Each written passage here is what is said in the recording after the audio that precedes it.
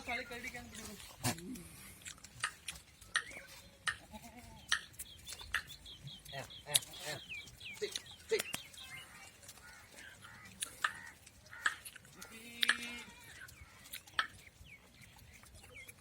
मनोज जी ने गलत लग गया आज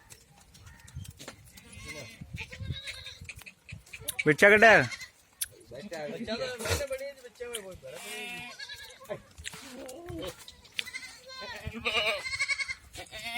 हाँ